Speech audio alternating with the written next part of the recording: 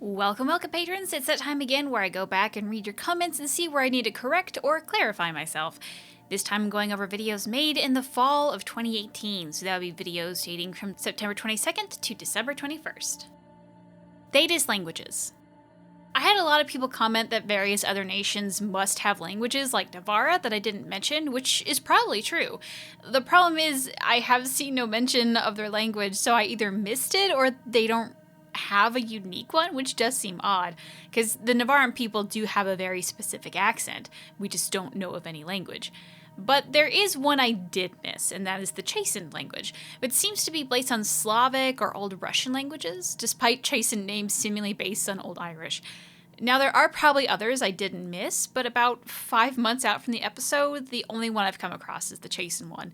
So, I don't know. I also had a lot of people say that Antivan would be Italian and not Spanish, as Antiva is based on Venice and many of the city names are in Italian. And here's the thing, I agree that it should be Italian, but the Antivans we see in-game, like Zevran and Vincento, are clearly speaking Spanish, so while it should be Italian, at least from what we've seen, it's not. Maybe it ends up being a weird Spanish-Italian hybrid, because the two have very similar sounding words, but I don't know. For right now, it is Spanish. Mikazi33 says, Orlesian is not French-Canadian, it's mostly standard French. I haven't noticed any slangs, with an accent from France. Now, I know nothing of French, so I'm just going to agree with this comment. I was wrong, and the Orlesian language is based on standard French. Thank you. Chasind. Janice Akot says, the Baba title is most likely a reference to the tale of Baba Yaga Witch, which would fit at the houses on stilts and witches thing. And then way down at the bottom, Mixer says, in most of Slavic languages, Baba means grandmother. So while Janice could be right about the Baba Yaga, I think Mixer has the correct answer personally. Upon looking it up, Baba is an Old Russian word for both grandmother, midwife, sorceress, or fortune teller, which is why Baba Yaga uses that term. I did look up what Yaga meant, but apparently no one can really agree on it. Some people say it's just witch or just a bad person, term for a bad person. But yeah, either way, it's like a bad witch or something like that. But if anything, I think the Chasind language is just going to be based on native Slavic cultures. Tuxedo T. Servo says, are the stairways into the trees that can be turned into camp in the Frostback Basin the remnants of Chasind settlements? It seems like the Avar prefer caves and huts, so that kind of stands out as a huh. Honestly, I don't think so. Now, there is a codex entry that talks about the Inquisition building the tree houses, and the Chasind and the Avar don't really get along and probably wouldn't live so close to each other, which, granted, it's a game, so they'd have to, make the maps all smaller. It's also pretty far from the Chasind home of the Kokari Wilds, as the Jaw of Hakon map is in the mountains.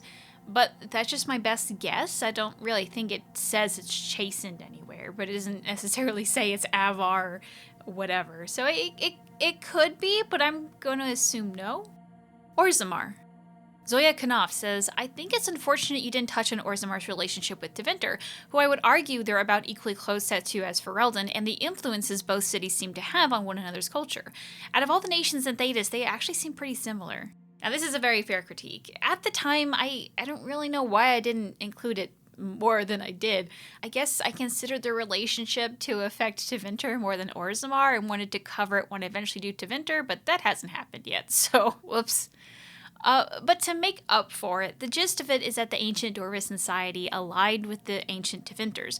So while Tevinter is known for taking on a lot of elven magic and architecture into their lands, they also have a lot of Dwarven influence too, like the two giant golem juggernauts that protect the city of Minrathous. Currently in Tevinter, Orzammar keeps an active embassy, and there is even a collection of Dwarven representatives to help advise the Archon, and they're called the Ambassadoria. There are actually 3 small Dwarven underground cities in Minrathous, near Armenian, and what is now Ventus, which allow the citizens and ambassadors to keep their caste. Minrathous even has a proving ground. Now, that being said, as in the comic Dragon Age Deception, Ventus was attacked by the Canari, it's likely that the Dwarven population there is either destroyed or in trouble. And while the Canari and the Dwarves are not friends to their allying with Tevinter, this would make it the first time that the Canari actually have attacked what is considered property of Orzammar. That's not really related to the video, but interesting facts, I guess. Common Theories Part 2. Obsidian Block. says, there actually is a line of dialogue in Origin that supports the Arlathan is the Black City theory, to which I myself subscribe. During the Dalish Origin, when encountering the Alluvian, Tamlin comments when looking into it that he sees a great city underground and then a terrible blackness. Considering we know the Alluvians were created by the ancient elves and that they connected to Arlathan, this association between a great city covered in darkness and the Alluvian is a strong piece of evidence supporting the theory. It's also the line that, upon a replay of Origin, makes me come to the theory myself, independent of the others existing out there. And then Ian Leo responded, I think this is the part of Arlathan that has been sunk into the ground, not the part in the Fade. Maybe this is where the Blight and the Deep Roads came from. So first, so we're all on the same page, let's listen to the exact clip again in its entirety. I wonder what this writing is for. Maybe this isn't... Hey, did you see that? I think something moved inside the mirror. Look, don't you see it? There it is again. Can you feel that? I think it knows we're here. I just need to take a closer look. It's showing me places. I can see some kind of city. Underground. And there's a great blackness. It saw me. Help! I can't look away! So he says underground. And I totally get, like, if he did not say underground in this, I could totally see where Obsidian Black or Obsidian Black is coming from. But the fact that he says underground to me just says, like, it sides with Ian on this, which is, I guess, why I said it in the video.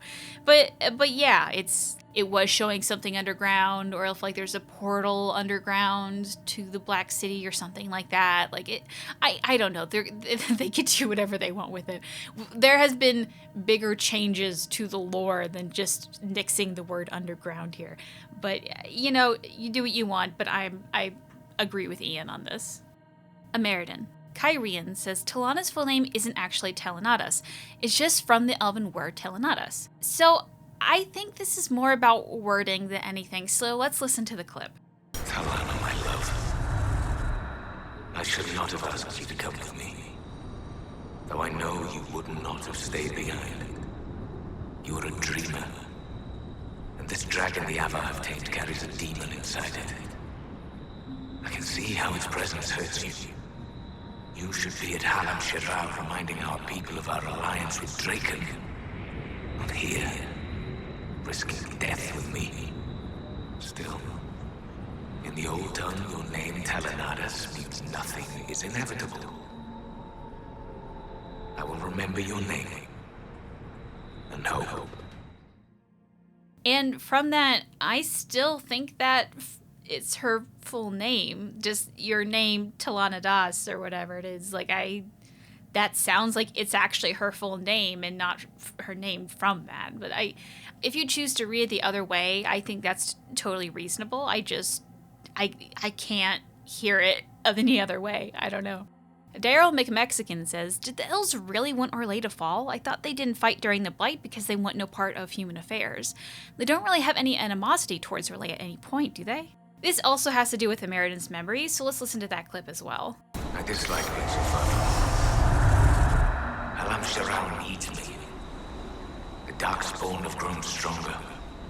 Some of my brothers would let those creatures destroy Orlais. They think Draken know better than the Imperium. But if we do not stand with the humans against the Darkspawn, we might lose everything we have gained. I will fight this Avar Dragon for you, Draken. And then we shall drive back the Darkspawn together. Because he said that the others think of Draken and Orlais know better than the Imperium that enslaved them, I read it as they do have a lot of animosity towards Orlais because they want to see it fall. And they probably really don't like the Tevinter Imperium, so I imagine that's no compliment. So I definitely read it as they do have animosity, but I think, like the previous question or comment, I guess, it could be read either way. I can totally see the argument that they don't really have animosity. It's just that they're humans, like, no better than Imperium. Anyway, the Imperium. So to each their own, but at least I read it as there was animosity. Nullbart says, wait, so the Talani bit. You think she was actually soulless? Sorry, I think I misunderstood and my thirst brain took over. What? What? No? Thirst brain? What happened? Nullbart, what happened? Where did I go wrong? What did I say that made you think I meant soulless was Talana? What is a thirst brain? I don't actually want to know. No, never mind. Anyway, I don't know how you got that. The point of me bringing up Talana in Ameridan was because she's related to Ameridan. It was kind of random to the video. But I wanted to bring up that Talana's name meant something really huge in the community at a time, as it debunked a lot of fan theories about something that Solas is in game. Talana has never been and never will be Solas, although they do have the similarity that they're both dreamers. That's about it. The Dread Wolf Rises. I want to start out by reading out my own comment about the thing I actually forgot to add in an hour-long video. Believe it or not, I forgot a thing. So the tambourine has 7 of the bell things.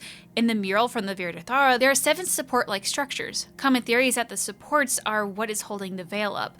Does that mean the old gods hold the veil up? Maybe, maybe not. Also, why would Solas make a mural of him putting up the veil in a place that would get destroyed by it? There is also another thing I have actually been keeping under my belt, mostly because I still don't know if this tweet is related to Dragon Age or not. You might remember this from my video on Dragon Age 4 news quite a while ago, but John Epler, the narrative director, tweeted this out. The veil thins but does not rupture. The time of the 7 bells is not yet at hand. While I called the tambourine such because it honestly just looks like that to me, what if that was actually the point? To make little half circles to be bells, but a less obvious shape than an actual bell. Suddenly, it makes a lot of things sort of fall into place. Solas wants to take down the veil. If these are bells, then they have to do something to take down the veil, or at the very least, thinning it. The number and coloring of the bells also implies relations to titans and old gods / blights. Another thing I found while trying to actually get another screenshot, just because I have misplaced my other one, but thankfully there's still the one in the original Dragon Age 4 video, that tweet's now deleted. It's gone. In between whenever I put up that video to get a brand new screenshot of it, and now, which is, so about 8 months later, it's gone. Now this could mean a couple things. It could be that people like me were spouting it off as Dragon Age stuff when it's really not. He didn't want to confuse people, so deleted it. Or it could be that it does mean something and he goes, oh no, I didn't want that to come out, so he deleted it. I don't think it really proves anything either way, but I think it's interesting that it's gone. Captain Titus says, just a random idea, but could the idol be that of something like a broodmother? This is actually something that Teeny, the person who made the cool idol turnarounds, actually suggested to me when she gave me the files. Overall, I don't really know, but the imagery fits. A mother figure who looks drained and in agony embracing her monster children. It would make the vines make more sense, considering that they would then be tentacles that the broodmothers have, but at the same time, the vines aren't connected like they would be if it was a broodmother. So overall, maybe? I have no idea. The only reason I didn't add it is that I was really unsure of it when I was writing the episode, but it is a good idea. Dog. Daryl McMexican is back saying, wait a second, Denaro in the last fight mentioned there's a flower in Ferelden that can cure his griffin from the taint, but quickly dismissed the thought and mentioned how desperate he must be to believe in children's story. Could it be the same flower? If so, maybe that is one special flower and not the work of animals' immune system. Frankly, I had completely forgotten about that. I don't know why, but all of last fight has just seemed to vanish from my mind. At this moment, I cannot tell you who the hell Denaro even is. But here is that bit. I've heard tales of wildflowers in Ferelden. Denaro began, but he trailed off and shook his head disconsolately, without finishing the thought. Children's stories. I'm such a desperate fool. I'm looking for hope in children's stories. Even if such magic existed by now, 7 years into the Blight, every such flower would have been plucked down to the roots and used ages ago. I might as well wish for a fairy godmother to fly in through the window and save him with the twinkle of her wand. So Denaro seems really sure that the flower is either gone or never existed in the first place, which he makes a really good point. If a flower was able to cure the Blight, people would have been using it in hordes. It kind of reminds me of the legendary plant in ancient Rome that was supposed to be used as a really good birth control, but they overused it and now no longer exists. If anything, the fact that we were able to find a flower at all, and in multiple places, I think speaks to the fact that its uses aren't as good as just curing the blight. Jiro says, I always thought the flower was a proto-joining that animals sort of developed over time. Because where did the wardens develop the joining? Isn't it possible that animals knew how to resist the blight and the sapient races copied it? I don't know much about the lore, so feel free to shoot my headcanon down. Then Leon Gun 8 replies, it is possible considering they do have to add something to the blood of the archdemon.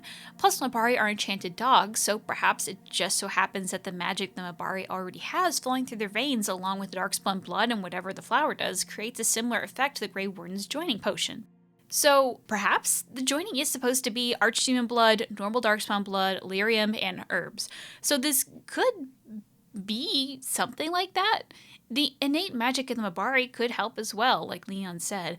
I will say that we actually know a decent amount about how the joining was found out, and watching the animals isn't part of that tale. But that doesn't necessarily mean it's wrong. Either way, it's actually a fine headcanon, and even if it does seem a little brittle, I can't really completely shoot it down either. Lalukafai says, isn't Merritt given blight-resistant potions in the calling? Perhaps the flower from Origins is a component. He is, or he does. He does. Yes. I will say real quick that an original idea for Dragon Age Origins would be that the companions could actually catch the blight and die, so you would have to make sure they would be safe from the darkspawn. So it's likely that this potion was one of the ideas to make our companions immune to the blight during the game. But the mechanic was trashed, and so are the potions. Now, I will say we don't know exactly what is in this potion, but if it does still exist, I would be surprised if the flower isn't in it. What else would repel the blight that we know of? But that being said, it's a resistance potion and not a cure. For a pup that already has the blight, it wouldn't have been able to do anything. Find Your Center BBC says, if you don't get dog in Ostagar and you come back to Ostagar, you find him. Wynn asks if we can call him Rabbit. My dog is called NSL from the Dalish language, Joy and Victory Over Lost, because my elven mage is Dalish. Yes, I completely forgot about this actually. If you aren't playing a human noble and you didn't recruit dog or kill him, you get a chance to recruit him all over again. Which I honestly wish I had remembered this, as it suddenly brings up a really good point. Either A, there is another dog, or B, to not recruit dog, you don't give the dog the flower.